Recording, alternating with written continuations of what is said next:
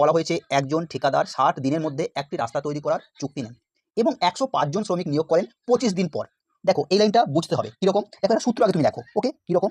M1 গুণিত D1 by W1, ওকে, সমান দিতে হবে, এটা সূত্র M2 গুণিত D2 বাই W2। ওকে, দেখো প্রথমে বলেছে 105 জন শ্রমিক 25 দিন পর তিনি বুঝতে পারেন, মানে 105 জন শ্রমিক 25 দিন কাজ করেছে, তাহলে M1 কত? M1 হলো 105 গুণিত কতদিন কাজ করেছে? 25 দিন গুণিত 25।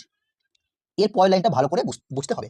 দেখো তিনি 25 দিন পর তিনি বুঝতে পারেন যে কাজের 1/3 সম্পূর্ণ হয়েছে। দেখো কাজের 1/3 মানে কাজটি কত? কাজটি হলো 3 অংশ, ঠিক আছে? 3-এর মধ্যে কত হয়েছে?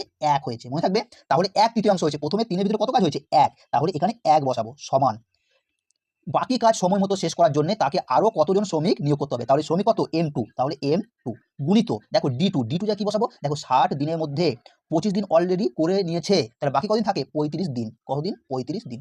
আর এখানে বসাও W2, দেখো কাজটি কত? 3, কাজটি কত? 3, 3-এর মধ্যে 1 হয়ে গেছে, বাকি কত থাকে? বাকি থাকে 2, তাহলে এখানে 2 বসাও, ঠিক আছে? কাটাটি করো, এই 5 7 35, 5 5 25, 7 15 105, তাহলে দেখো M2 সমান কত হয়? 15, 5 15 75, 75 2 কত হয়? 150। ওকে, এরপর দেখো বলছে আরো কতজন শ্রমিক নিয়োগ করতে হবে? শ্রমিক কত নিয়োগ করেছিল? 105 জন, তাহলে আরো কত নিয়োগ করতে হবে? 105 বাদ দাও, তাহলে আরো কতজন নিয়োগ করতে হবে?